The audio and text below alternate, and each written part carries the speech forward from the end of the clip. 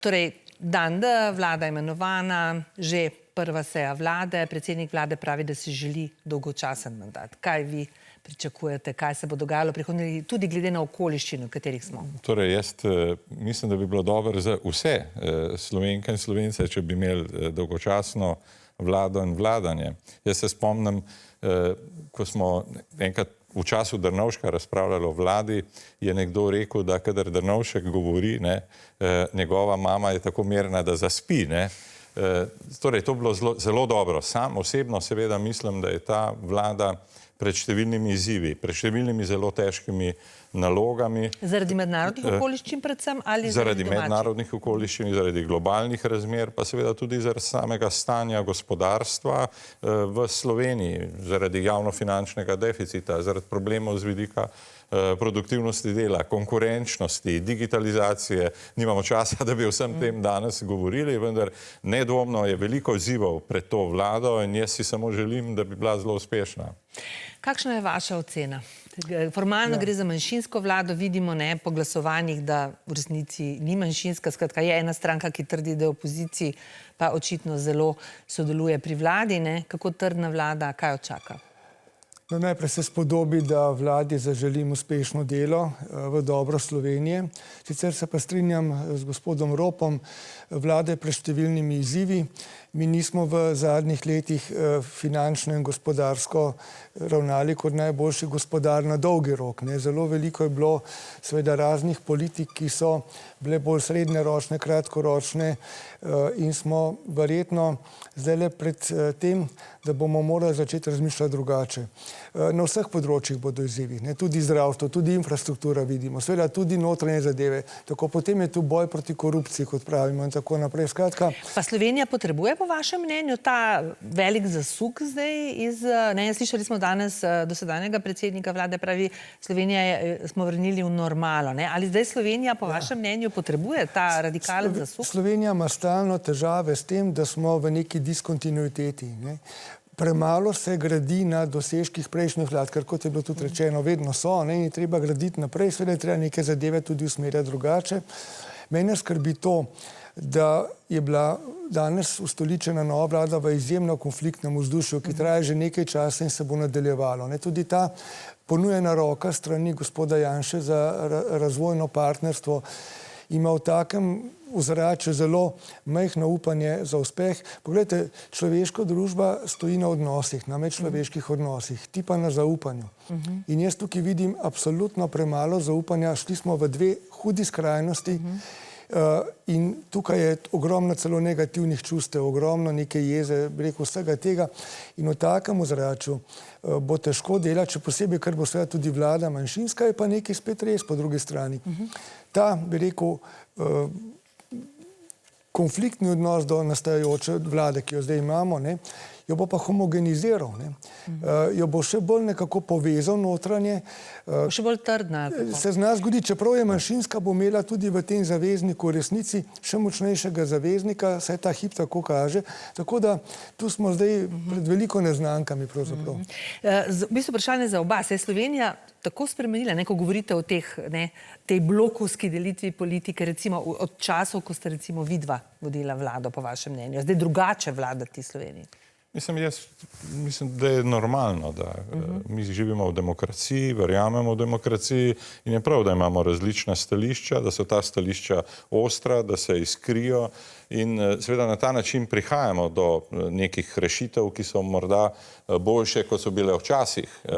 In jaz samo ocenjujem, da rekel, ta vladanje oziroma naloge, ki so, izzivi, ki so pred to vlado, so podobni, kot so bili pred prejšnjo vlado. Torej, tudi prejšnja vlada je bila soočena s tem, da je imela velike javnofinančne probleme in izzive in se je mogla s tem soočati in bi se mogla soočati. Prejšnja vlada je bila soočena s tem, da nam je začel relativno padati GDP oziroma njegova rast, da nam je produktivnost dela padla, da smo imeli preveč obremenjeno delo. To so vse problemi, s katerimi so bile soočene vse vlade in jih morajo vlado sproti reševati. In ta vlada seveda se je s tem relativno hitro spopadla, se je dobro spopadla, a se je učinkovito spopadla, bo pokazal čas. Jaz mislim, da to govorite o prejšnji Golobovi vladi. Ne, ta vlada, zdajšnja, ali pa ta koalicija, če lahko temu tako rečem. Ja, seveda. In hočem pa povedati, ta vlada bo lahko učinkovita in verjamem, da bo učinkovita,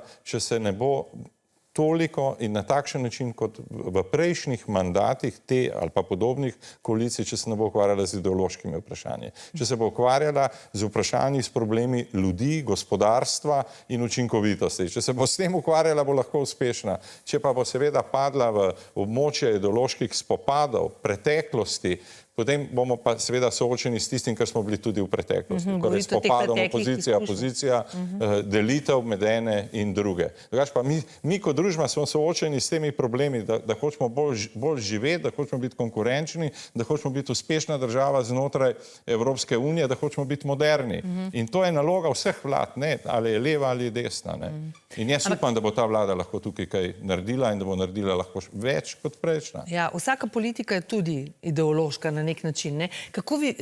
Kako vi vidite ta odnos z opozicijo? Rekli ste, ne, da je ta delitev po vašem mnenju slaba. To je ta ostra delitev, kjer sodelovanja sploh ni. Ne? Recimo, če primerjate tudi s časom, ko ste vi vodili vlado, vi ste bili tudi nasproti, vaš politični tekmec je bil Janez Janša. Ne? Je to zdaj, vidite stvari zelo drugače kot takrat? Veste, vsaka vlada in obdobje ima svoj kontekst. To je to zelo nehvaležno primerjati, vedno so izzivi nekoliko drugačni, pa vendar ne v mojem času. Če se spomnite, smo dali na stran mnoge ideološke teme. Zelo veliko smo se ukvarjali z delom, bilo je seveda tudi spopad z opozicijo, tudi znotraj koalicije so bili nesporazumi, pa vendar smo se bolj posvetili delu. Na nek način smo bili precej dolgočasna vlada, če tako rečemo, v tem, ker mi se bojim, da bo tej vladi to težko uspelo, tudi zaradi odnosa opozicije do nje, oziroma vsega tega turbulentnega vrenja, ki se bo dogajalo okoli tega, ampak se strinjam z gospodom Ropom.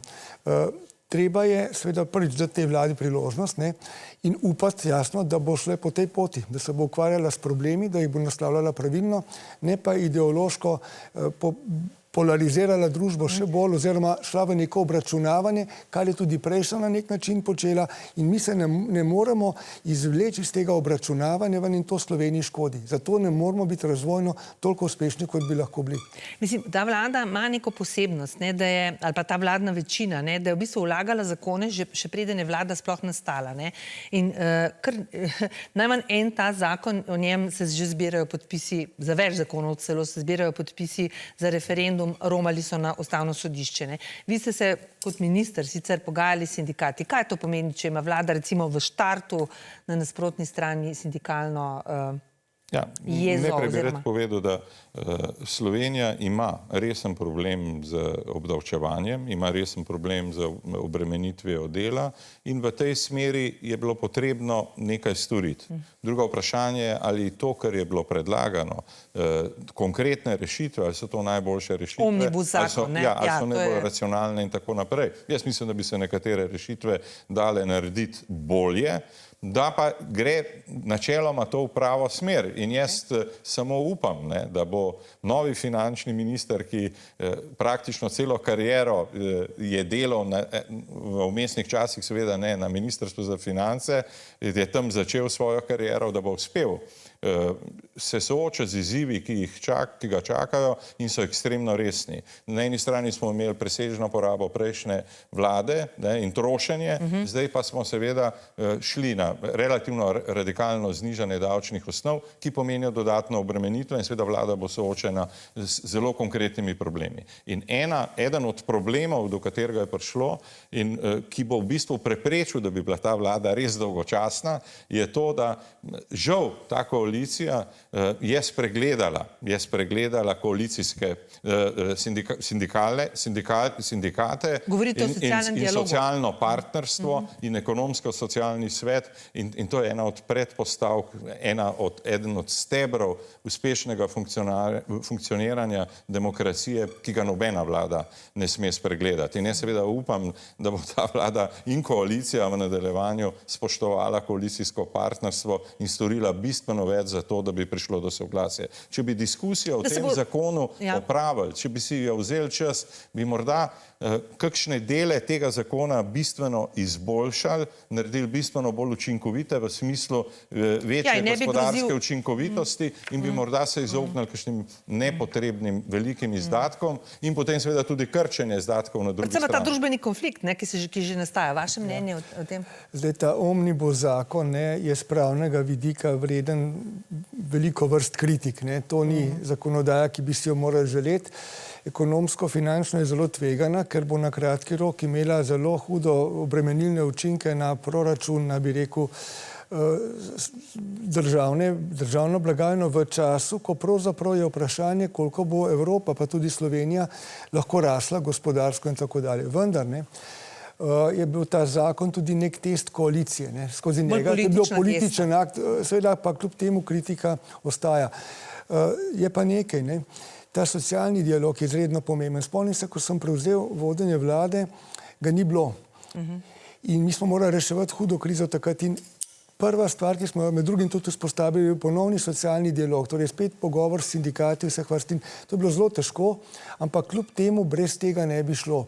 In zato se strinjam, vlada mora biti odprta za dialog, katerakoli, če želi biti uspešna. In v prejšnjih obdobjih, tudi v pretekli vladi, je bilo tega premalo. In zdaj sicer lahko upam, da ne bodo se ponovile stare prakse iz vlad, ki jih je vodil gospod Janša, ker je tudi tam ta zadeva umanjka. Ta združitev ministrstva skrbi sindikate, da bo ta dialog zamrl, ker dialog je bil, sicer ne bi sprejeli pokojninske reforme. Ampak to moramo zdaj počakati, da vidimo, kaj bo. Mogoče samo še to, pa bom vas to vprašala. Dogajanje v parlamentu, v bistvu je že na začetku današnje seje zaznamoval spor. Gre za izjavo, poslanke Svobode so zahtevale opravičilo predsednika parlamenta Zorana Stevanovića, ki je zapisal, da se poslanke Svobode obnašajo, uporabil izraz, pocestniško. Stevanović se ni hotel opravičiti in skupina poslank bo proti njemu vložila tožbo, pri tem ima tudi podporo vodstva stranke Svoboda. Zdaj pa vaša ocena. Poznate delovanje parlamenta, vse te neke pisane in nepisane pravila. Je šel tukaj Zoran Stevanović predaleč, bi se moral opravičiti?